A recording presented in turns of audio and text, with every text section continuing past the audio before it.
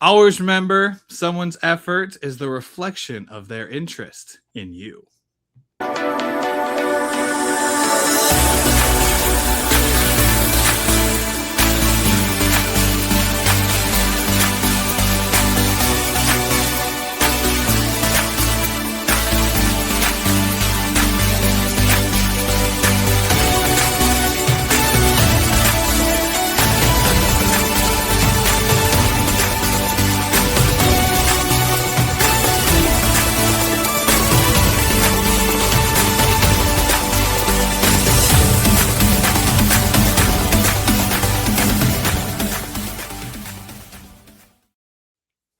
What is up, champions? Welcome to another episode of Champion Reads, where we talk about best-selling books and their best principles to help you out with your best life.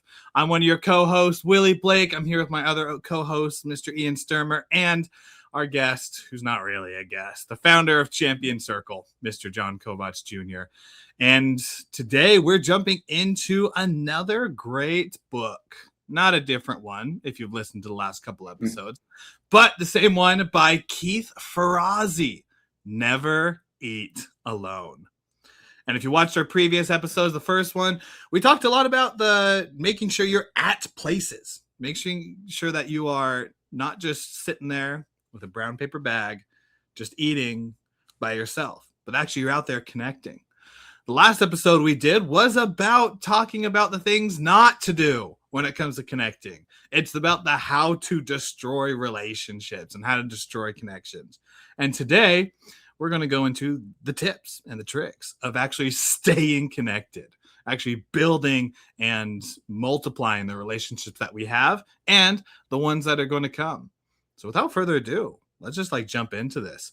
We'll do it this way, top tip right off the head of just your either favorite or what you've seen in the world, just the top thing that you need to connect. For me, remembering the name. You got to remember their name. It's the most important word to them, whether they like it or not, but it's the most important word to them. And if you can remember their name, then you're solid. And then the second is remembering the color. But first, you got to remember the first name, and it just brings a lot of trust and a lot of credibility. Ian, John, what about you two? Okay. In the green room before, we were kind of talking about the digital side of things and how to stay connected when you've got hundreds or thousands of online connections. So for me, the first one is LinkedIn and Facebook. Look at the birthdays and special events happening with people. They pop up, send a quick message, a happy birthday, congratulations on a work anniversary, new job, those things. Make sure that you're taking a couple minutes every day to look at those and send a quick personalized message. So at least twice a year, birthday and job anniversary, you're reaching out to somebody. I love that tip. And on kind of like a piggyback off of yours, Ian, mine is if you think it, say it. Now that could get some of you in trouble, but for those who are purely minded, if you think it, say it. I have found the best tip to developing, growing, maintaining, and even enhancing my relationships and connections has been telling people what's on my mind. And whether it's, something that I need to rant about and I find the right person to rant to so that they can talk me off the ledge or help me or literally if things pop up in my mind, I've been looking at this business card on my desk for weeks now. And I finally just got up and I said, hey, I've been looking at your business card for weeks. Let's connect. And that person now wants to buy me virtual coffee and grab a lunch and hang out on Zoom and have a good conversation. And so it's powerful stuff, man. Just say it if you can say it, and it'll take your relationships in a really, really far, far, far place from where you thought it would be. And for those non-existent relationships, those can be better connections. Amen to that. Right. Like you mentioned in the green room, Ian, that one other thing we're talking about was the digital side of it. It was talking about in a world in which it is so easy to connect with somebody that isn't your neighbor, like not walking across the street, but literally with this device we call a phone in our hands and the laptops that we have, it is so easy to connect with people and to build relationships. Yet we still feel alone. We have increased numbers of depression, of anxiety whenever we go into social settings. Like, these are statistics that are out there that it's like increasing with this amazing age of technology, yet we feel so alone and so just not connected. Like, why? I guess that we'll continue the conversation there. Just like, why? Why is it that way? I'll jump in, and this is a topic that I've been really thinking about a lot lately because I live in a really friendly neighborhood, but you would think the neighborhood would be the first place to meet your neighbors and to be friendly and have friends and so forth. And I'll tell you what, it's hard to find people in my neighborhood. Like, I feel like if you walk down the street, everyone heads inside. Like, like I don't understand what's going on. Maybe it's because I smell. I don't know.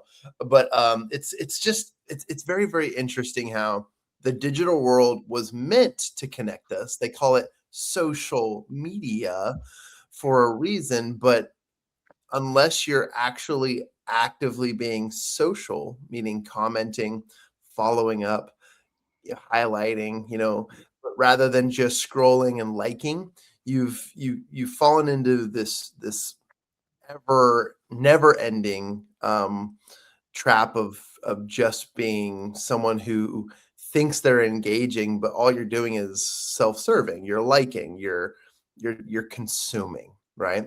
But if you're contributing, then you really are creating relationships online. I have friends on TikTok that I've never met in person, but people who have followed my content since the beginning. And when I go a couple months without posting too much on TikTok, they reach out to me because they're concerned.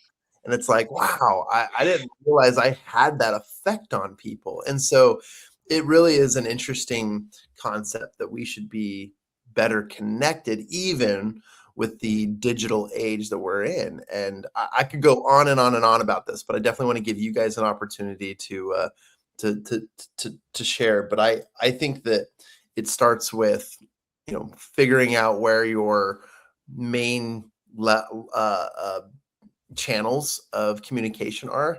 That'll be a great place to start. And then that's where you maintain those relationships. So some of us are we want to create content, and therefore we get stressed out about how many different platforms we need to post to. But if you truly want to maintain relationships and connections, think about that. Think about being social on social media rather than just like and scroll.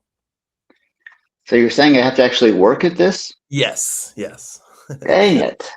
They don't come just by sitting on the couch. Yeah. So being the old guy here, I used to watch TV or sit in my room and listen to records growing up as a kid. And I would consume this media, and I would feel like I got to know this actor, this character, this musician. And, I really felt like I knew him. But it was a one-way. I just saw things from them. They had no idea who I am. They still don't. They don't care who I am. It was entirely a one-way thing. And when I look at social media, how often do I do that same thing? How often do I watch someone? I click on a like, which is not even the equivalent of waving as you drive down the street at somebody. It's a lower level than that. We follow someone on social media, but we don't engage. And even with friends, I catch myself doing that. Sure, I hit a like, their pages come up, their posts, their videos. But if I don't take time to make the engagement go from me to them, there's no real engagement any more than Captain Kirk knows who I am from me watching every Star Trek episode. It doesn't work just to watch someone. You got to engage to them and have them engage back to you, just like you do in real life. And I think that's a catch with social media, that we think we can scroll and like, or maybe even just put cool in the video or in the comment or something. But if you don't start a conversation, you don't make it on a personal level beyond just something that they said, you can't maintain a relationship.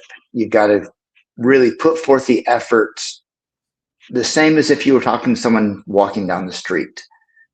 Otherwise, you're just watching somebody on TV, and that doesn't work for relationships. Yeah.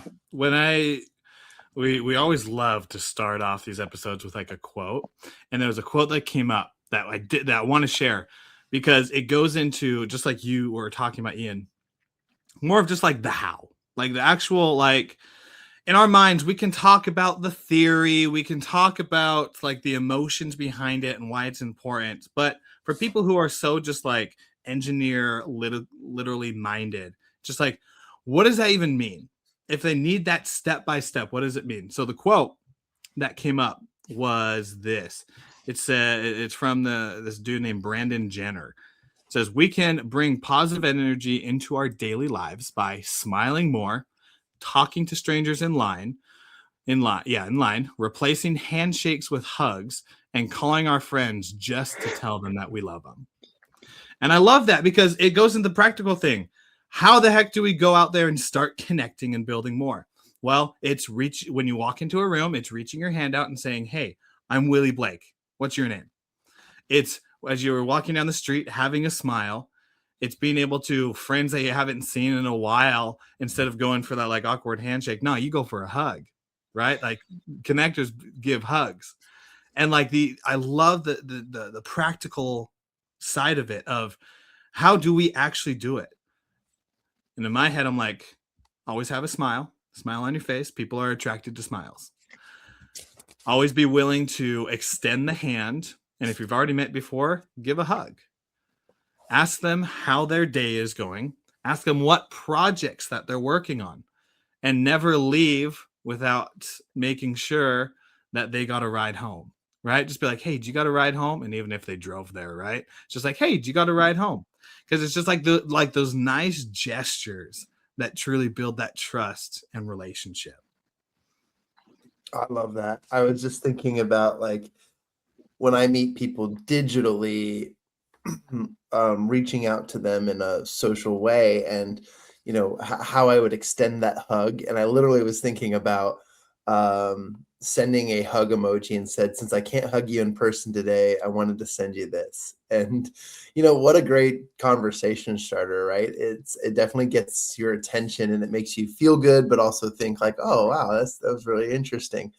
But I love that. And a lot of people get stressed out. They without even knowing, they try to compartmentalize, being social online. And then they go into this, like, I need to be a content creator, or I need to be strategic about how I say this and what I say this. But on the contrary, there are people who don't think about it and they get in trouble a lot, or they're really annoying, or they really stir the pot. Okay. So there's a difference, but let's just go into this from an angle of positivity, because there's a lot that we could go into, but I think it's great to be different. And I think it's good to approach a social media conversation as if you would, like Willie just described, like a really good personal conversation.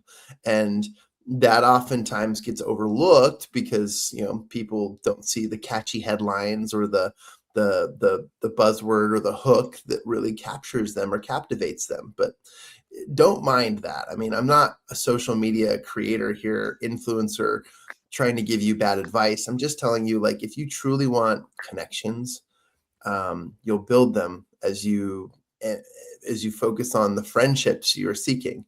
It's kind of like, if you guys think about it, I'm going to put this book down. It's a physical move here. I had my book in front of me because I had something I wanted to talk about. But now I'm like, if you think about it, our social media could be and can be, and it should be, a manifestation. It should be a platform for taking your thoughts and your words and putting them into the universe. And if you think about that, it's almost like anytime I post, I could put out a really cool idea as a manifestation of things I'm trying to surround myself with. Because if you think about it, how much negativity is there in the world? You go on social media and the first thing that infiltrate your mind is politics or the war or crazy things happening on in the world. And not that those are things that need to be ignored, but those are things that can definitely set your day and your connections and your relationships up for, maybe not the greatest success. Because while we always talk about how, find similar interests, and we immediately go to the taboo or the hard topics like, talk about oil, like oil is causing those gas prices to go up, right? Like there's so many things that could take us down these slippery slopes that really don't bind us together.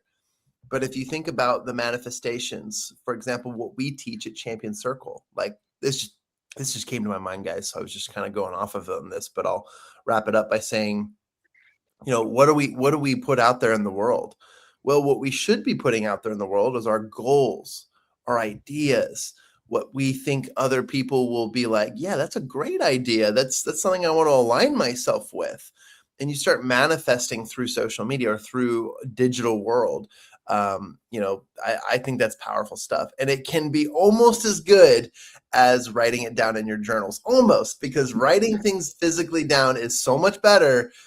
It is proven. It is in this crazy self-help world of one of the best steps to accomplishing things, but it could almost be as effective because it is transferring a thought and allowing others to contribute, to respond. And that is an interesting place for connection building. I don't know. I'm still stuck on this digital stuff, but I truly think that there's ways that we can shift our mindset from, I need to strategically post so that I can get more clients or more people to follow me on social media, rather than thinking that, why don't we just treat it like the scenario that Willie said, or like, you're heading to a campfire where you're going to exchange stories and share awesome, facts or tell people what you're interested in. There's so much more that you could be doing with it than we truly are. Love that. And I have another idea. So I've had an idea in the back of my mind for years now. And when I say this, I want to say it in a positive way and not in a stereotyping way. But I always wanted to do a class on how to network like a woman. And women, again, overgeneralizing here, but they can walk up and say, "Oh, those are really cute shoes. Thank you." And they have a short conversation about where they bought them, whatever. And that's wonderful. I love that because they have the ability to build a quick connection on something irrelevant to anything else they're talking about. As men, we tend to jump into, not to put you on the spot, John, but, what project are you working on? I think it was Willie that said that, right? We jump into things like that rather than, hey, I love that tie. When did you get that pen? Whatever it is. We don't build up a simple, polite connection with somebody first. We tend to jump into whatever topic we're on. There was a comedian I caught a clip of a little while ago. He said, yeah, men and women think differently. He said, one of our friends just had her divorce, and I went out golfing with the guy for the first time I'd seen him in a couple months since the divorce. So after I golfed with him, excuse me, my wife said, well, how is he doing? I don't know. How's the divorce? It didn't come up. You were golfing for 4 hours and didn't come up? No, didn't come up. How often do we not take time to talk about the simple things, the actual connections we have, and we jump into, it's got to be about the business. It's got to be about this project. It's got to be about that thing. Instead of just having a conversation with somebody, just pointing out the simple things. Don't make it too complicated. Just be simple. Yeah. Before you jump in, Willie, I wanted to just piggyback off of what Ian said. Really cool, because my background is I started in the public relations world. And if you know anything about the public relations world, it is completely run by women. It is such a women-dominated industry, and it's just because they're better. They are so good at the details, at gathering the facts, at researching, and so many other things. And it just is, it's 98% that. And I pride myself on all the networking and professional skills that I learned early on in my career. I hand it to women because they truly raised me in a professional environment to be as good as you just suggested and what you said earlier, Willie. So I to that point, I don't want to labor on that a little longer, but I just wanted to add, like, yeah, I think it's great. Like, they are the masters of finding similarities in people and striking up good quality conversation. And some of you out there might debate with us and say, well, that's just surface level talk. That's just, I don't want small talk. I want deep talk. Well, Keith Ferrazzi teaches this in How to Never Eat Alone. You gotta get through some of the surface talk to get to the depth. And that's why we build relationships. That's why it takes a minute. But anyways, pass back to you, Willie. Freaking, like, that's exactly where I wanted to take it to. Cool. That, see, we just all good here. One, women are awesome. That's just like undeniable. And two, so important what Jon just said, because it is through the small talk that we get to the deep talk. Yeah. I remember I remember several years ago in that stage when I was doing that, where I was like, small talk kind of is stupid. Like, I just don't like having that small talk. I want to go deep in the conversations. I want to get to know the people at a very personal level so that we can build the trust, because I've seen that. I've seen, like, the best trust comes and the best connection comes from the deep of the conversations that you have. But ain't nobody going to tell you their problems on day one. Like, can you imagine going on a first date with somebody and then instead of just having like those icebreaker questions, more just go into, so what's the biggest challenge that you face in your life? Do you have a STD or anything going on with you? Or it's like, instead of like your favorite food, what's your most embarrassing moment? Right? Those are horrid questions to ask on the very first date. Sadly, there are some people out there who do that. But you do the icebreakers. You do the surface level questions so that you can get a perspective on who they are, and you get the conversation going.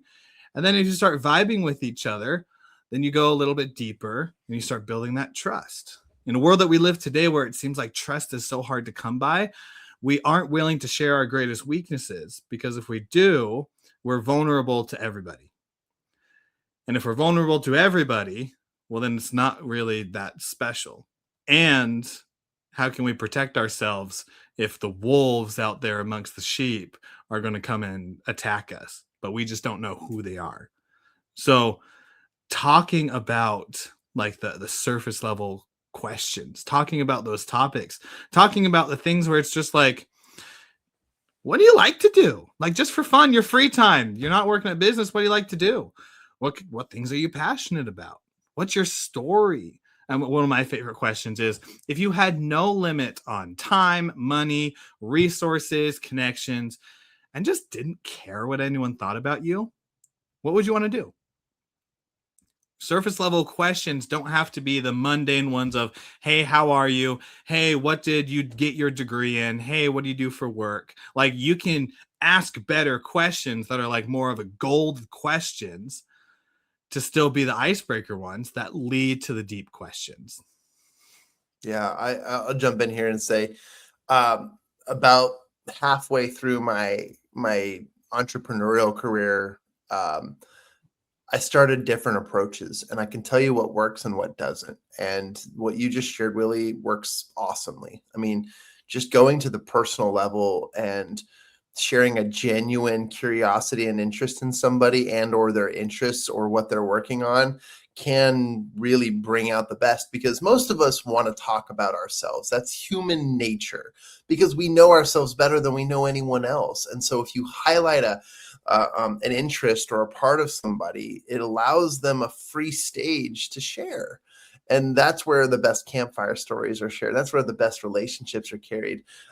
That's why when we eat with each other, we're not only engaging in one of the most vulnerable but yet intimate opportunities that mankind can share is sharing a meal and conducting communication with one another. It definitely opens up a lot. And there's so much cool science behind what Keith Ferrazzi teaches in this book. But besides me geeking out and nerding out about that, I love what you said, Willie. And it's vital that you do those things, because let's say you don't. Let's say you're very, very just surface level and you don't quite breach the surface and connections and relationships.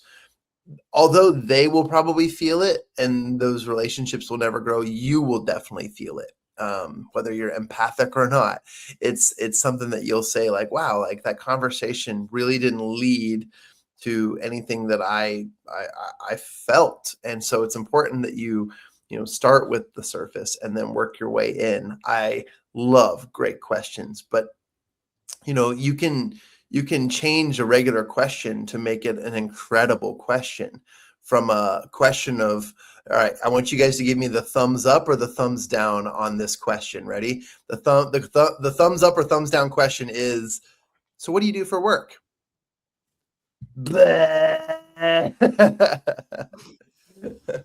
Or you could ask it this way. Same question, just in a better way.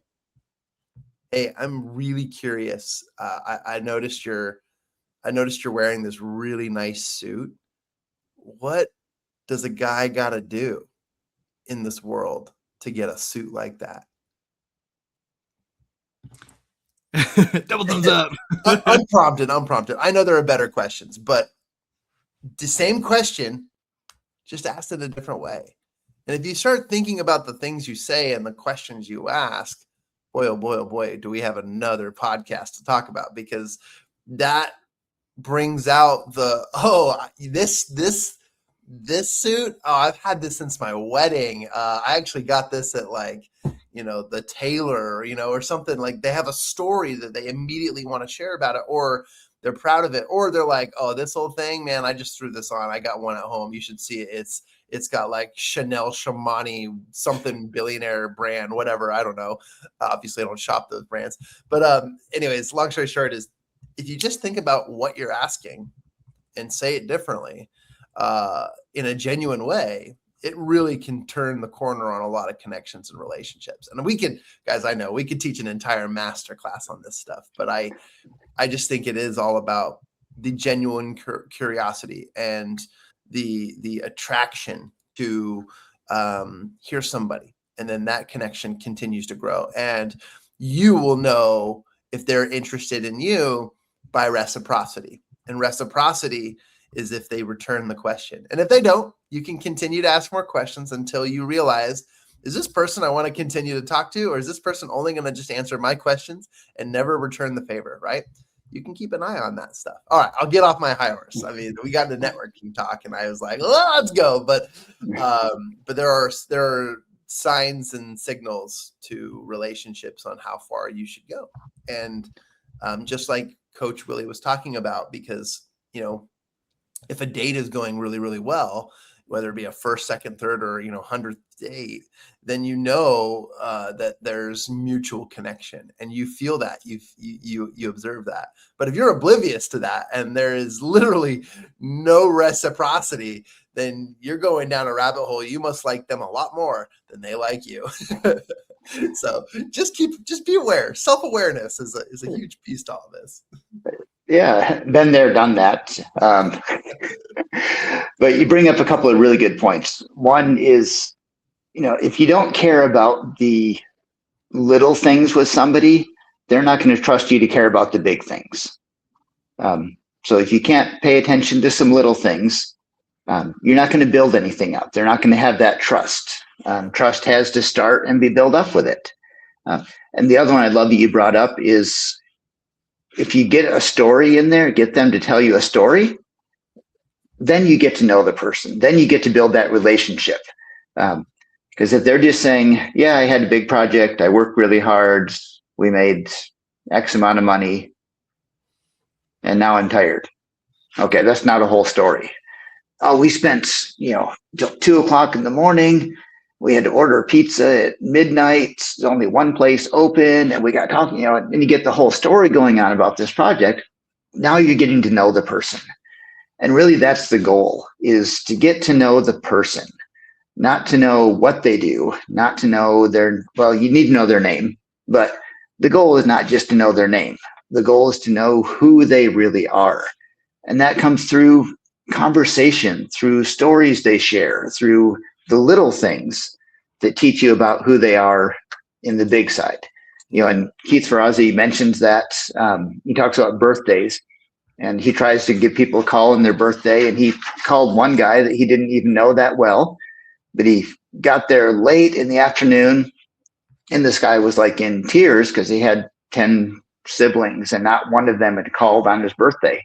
Wow. And because he remembered a simple thing to call, they got into a real conversation and got to know this guy rather than just a superficial call. Or do the little things to build up that trust, and that will open up the big things that we're looking for.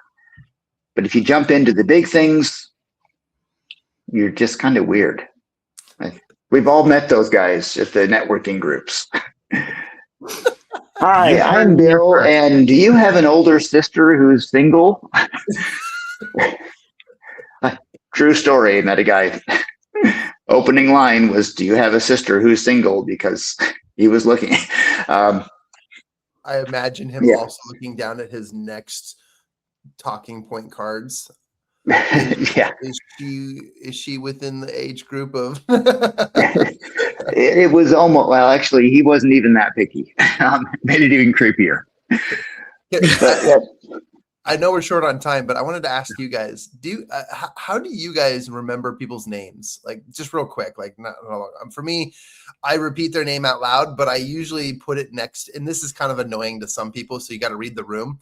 But I put their name with a nickname, like, oh, Hannah, what's your name? Hannah Banana. Do you get that a lot? I use it to help me remember it by saying their name and associating it with something that I won't forget, right? Or I'll just make up like a little jingle with their name. And yes, it's surprising. Yes, it's weird. And yes, it can be really like a first time, but no one else is doing it. Therefore, I am memorable to other people, and it helps me remember names. How do you guys remember names? Yeah, I know for me, similarly, I could say it like multiple times during the first thing, because from Jim Quick, I learned it's like that first 7 seconds is so crucial. Yeah.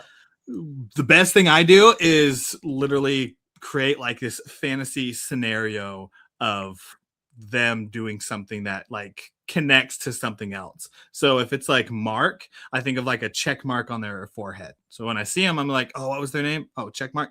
Hey, Mark, how you doing?